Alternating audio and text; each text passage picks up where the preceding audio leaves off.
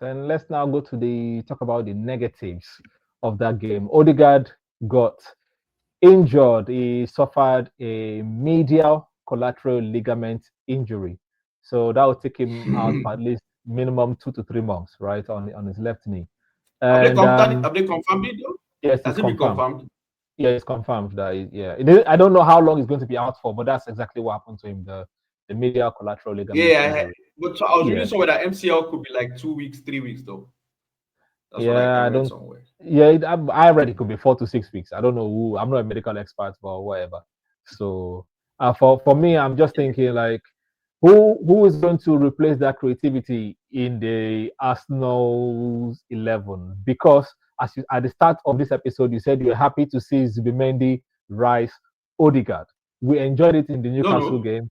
Eze, Sorry, not sorry, Zubimedi. yeah, yeah, yeah. Sorry. Eze Eze Rice, Rice Odegaard, right? Eze Rice Odegaard. Odegaard. Everyone was Yes. happy to see that. Everyone was happy to see that. I was happy to see that, especially in the Olympiacos game. I was happy to see that in the last 10 to 15 minutes of the Newcastle game. And even before the season, I predicted that's what I would like to see. But now that's going to be injured for a while. Where are we going to get our creativity from? Because on the other hand, Odegaard started the season well. We cannot agree that Odegaard started the season well. He has not scored a goal yet, fair enough, but he seemed to be better, much better than he was last season. Eze, on the other hand, seems to be finding his feet in the Arsenal 11. So I Yeah. know we have a 2 week grace period where, okay, we Arsenal are not playing. Yeah, and then when they come back, we have just a few games before Odegaard come back. But how would you set up? Will you be doing this Zubimendi, Rice, Eze, and do you trust that So to guarantee us wins? so so me, it will depend on the opponent. So against tougher opponents, I don't mind Zubimedi, Eze, and Rice.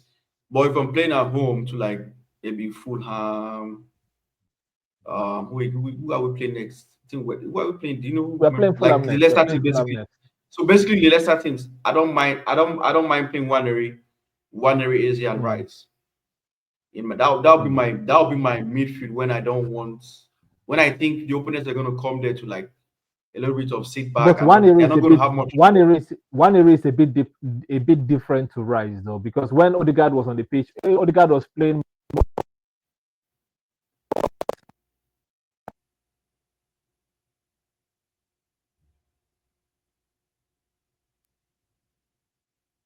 flying playmaker. Is that going to be Nwaneri? That's no. Is it going to be Eze? That's also a no.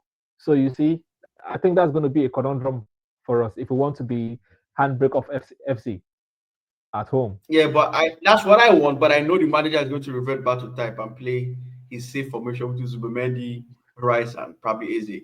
But to me, Mm. I would trust Nwaneri because I think coming to this, we all said Nwaneri is Odegaard's understudy or backup, right? Mm. What more But scenario we do can you also need? agree that Eze is the better one in the 10. Yeah, so Nwaneri can play eight. That's fine. He can be the one linking up with Eze. So gets the ball from Rice and gives it to Eze to do his magic. That's all. Yeah.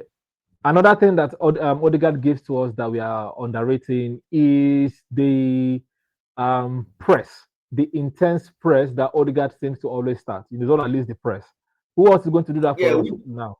yeah. That is where your manager prefers somebody like a Odegaard or Merino. That's why he keeps on stick. If Odegaard most time doesn't play, he goes to Merino because Merino gives him that ability to like press and then basically he's tactically flexible. Or like Mm. one is still young, so that youthful exuberance is still in him. I don't think he follows instructions to the latter. He goes with the flow basically. So I think I understand why the manager doesn't trust him. But left for me, Mm. Nwaneri comes into the team because creativity wise, he's very creative. He plays without fear. So we need something like that in our team. So that will be my team. Nwaneri, Mm. Eze, and Rice. Even Mm. sometimes we can rest Rice and play Zubimendi as well Mm. too. Because it's a True. lot like it's a long season, it's a marathon. You don't have to play Rice all the time, right? You can rest him and play Zubimendi. Yeah. Even Norgard, I don't mind Norgard as well too. Yeah. So No, yeah, I think you're right. The manager will probably play Zubimendi Rice is but I just think like it's a good discussion to have because the kind of creativity that Odegaard gives us no one else gives us in that team so At far. all. But we're going to see. And now that Odegaard has been injured like in 3 consecutive games, and the manager keeps playing him, right?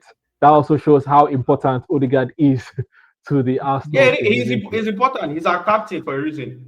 So Yeah. he's important. My only problem with Odegaard was that I felt that he's not a 10 to me. I always felt that because when I saw him play, he's creative, but I don't think he's that creative as people making up to people. You know, at the point where we're comparing to Ozil, which I was like, where is the comparison coming into? Ozil is like, no offense, but his levels, depth of creativity, his levels above Odegaard. Definitely. Yeah. So I don't want to put that pressure on Odegaard to be our main creator, which is why I was saying the manager had to get somebody in that role, which Arsenal have figured and they've done it with Eze. So now that takes, maybe that's why Odegaard is playing better this season, because now the pressure is not much on, it's no longer on him too much be the creative force in the team, right? He has Eze to do that for him. So which is a good sign. So right now, my only fear for him now is injuries. Hopefully it doesn't impact him so much, because when you start getting injured too much, sometimes it gets into your psyche, and then you're no longer playing the way you used to play before. So hopefully this injury is not that serious, and then he comes back to his best, because we need Odegaard. Arsenal needs Odegaard to be at his best to win the league, whether we like it or not. We need him to be I agree with that. at his best Yes. to win the league. So Yes. For Gyökeres to Odegaard score being lots at of his goals, best, we need Odegaard awesome. as well. Yeah. Yes. So Yeah. So it's an hopefully he comes important back person. better.